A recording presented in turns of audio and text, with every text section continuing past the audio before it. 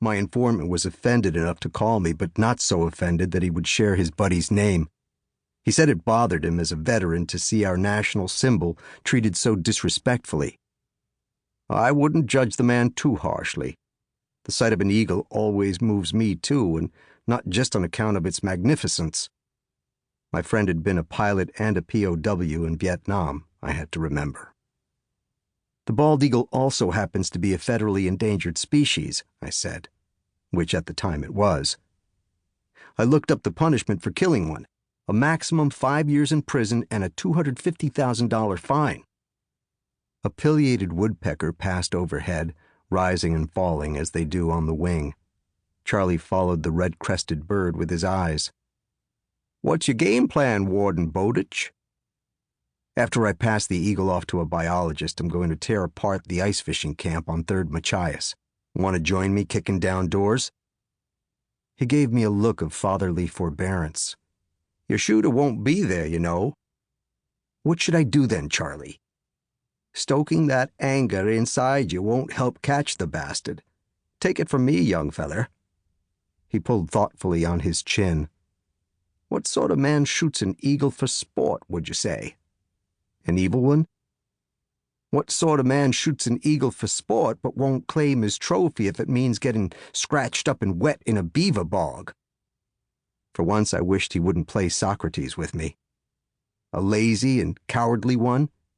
He was probably drunk, as you said, and got out his rifle on impulse. But after he shot the bird, he had second thoughts. Maybe his buddies laid into him for being an idiot. I bet he didn't stay long at the camp. Charley nodded his approval of my reasoning. "Do you really think he'll be there tonight?" "No." "Which means what?" I identify the regulars at 3rd Machias, and then I spy on the shacks to find out which of them is missing. This was, in fact, how I later apprehended the shooter. My gaze returned to the dead bird.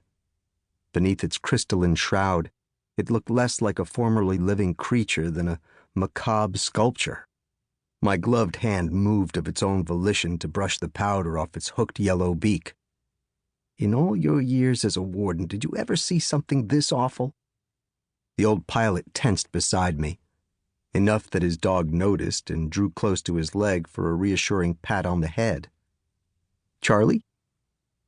I've seen something similar." "What happened?" He took a step back and tucked his bare hands inside his snowmobile bibs.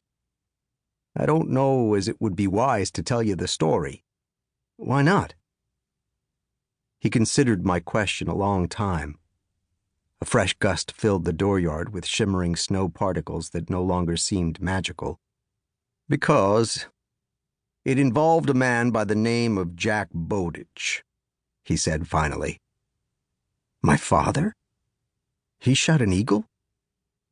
"You know, your dad was a poacher, the most cunning and elusive poacher I ever chased, but Jack never killed a critter that he didn't eat or give away to someone hungry.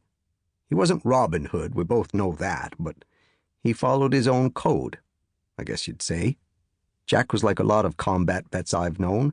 He thought the system was rotten and laws were just excuses fat cats made up to keep poor people down. I don't know as he believed in God, but he believed in justice, however queerly he defined it, and he felt almost a compulsion to deliver it himself." This preamble could only mean my father had done something despicable. I had spent most of my life in childish denial about my dad's capacity for violence. Then several years earlier, Jack Bowditch had led the Maine State Police on the biggest manhunt in its history, and I had been forced to let go of my innocence. Or so I'd thought. What did he do, Charley? I deserve to know the truth. It's not what he did. It's what I did, too. These words coming from the mouth of my trusted mentor sent a chill through me. I don't understand. He glanced at the house in the pines. The face of his wife, Aura, showed in the front window. She was a woman of high morals whose conscience Charley relied on when his own failed him. "Let's go inside for this," he said. "It's a story better told in its entirety and by the fire. But I should warn you first."